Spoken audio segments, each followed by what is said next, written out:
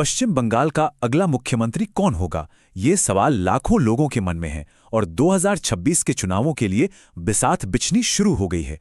तो आइए इस पूरे सियासी खेल को एकदम आसान भाषा में समझते हैं।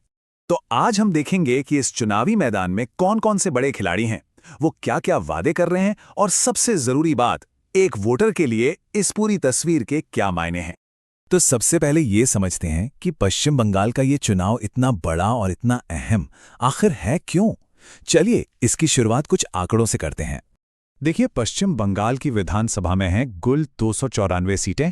इसे एक बड़ी सी पहेली समझिए और हर पार्टी इन्हीं 294 टुकड़ों यानी सीटों को जीतने की होड़ में लगी है, क्योंकि यही सीटें तो सरकार बनाती हैं। और उन 294 सीटों में से ये है वो जादुई नंबर 148। जिस भी पार्टी या गठबंधन ने इस आंकड़े को छू लिया, समझिए अगले 5 साल के लिए सत्ता की चाबी उसी के हाथ आ गई। तो मुकाबला है किसके बीच?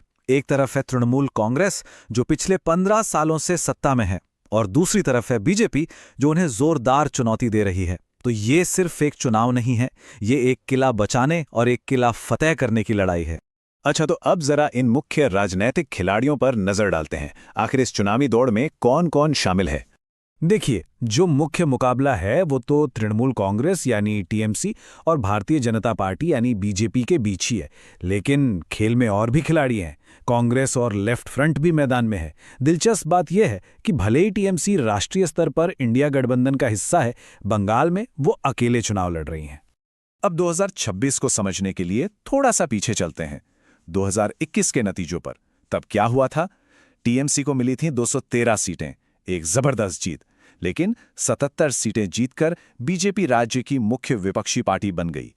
यहीं से 2026 की चुनावी लड़ाई की जमीन तैयार हो गई थी। और हर चुनाव की तरह इस बार भी कुछ बड़े चेहरे हैं जिन पर सबकी नजरें टिकी रहेंगी।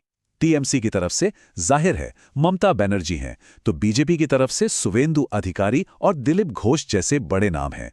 इनके अलावा भी फिरहाद हकीम, रूपा गांगुली जैसे कई अहम चेहरे हैं जो इस चुनाव की कहानी लिखेंगे। ठीक है, अब बात करते हैं सबसे जरूरी चीज की, तारीखों की। कौन सी तारीखें हैं जो याद रखनी है? तो ये तारीखें नोट कर लीजिए।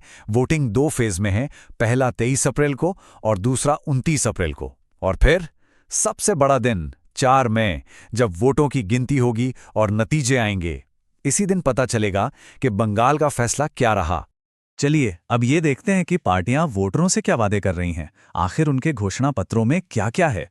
तो देखिए, दोनों ही मुख्य पार्टियों ने, बीजेपी और टीएमसी ने, अपने अपने मैनिफेस्टो जारी कर दिए हैं। बीजेपी ने इसे संकल्प पत्र का नाम दिया है और टीएमसी ने भी राज्य के लिए अपना विजन सामने रखा है। दोनों में ही वोटरों को लुभाने के लिए कई वादे किए गए हैं। यहां पर बीजेपी के कुछ बड़े वादों की एक झलक है, जैसे कि गरीब और मध्यवर्गीय महिलाओं को 3,000 रुपये महीना, सरकारी नौकरियों में 33% महिला आरक्षण और बेरोजगार युवाओं को 1,500 रुपये महीना। साफ है कि फोकस आर्थिक मदद और महिला कल्याण पर है। वहीं दूसरी तरफ तृणमूल कांग्रेस भी अपनी सफल योजनाओं जैसे लक्ष्मी भंडार को आगे बढ़ाने और नए वादे करने पर जोर दे रही हैं। तो कुल मिलाकर दोनों ही पार्टियां वोटरों को अपनी तरफ खींचने के लिए बड़े बड़े वादे कर रही हैं। तो खिलाड़ी मैदान में हैं, वादे किए जा चुके हैं और तारीखें भी तय हैं। अब बस इंतजार है अंतिम फैसले का।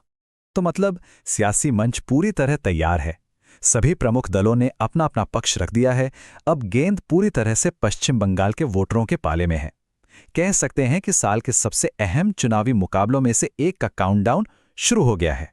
तो अब सबसे बड़ा सवाल यही है कि पश्चिम बंगाल के मतदाता अगले 5 साल के लिए राज्य का भविष्य किसके हाथों में सौंपेंगे?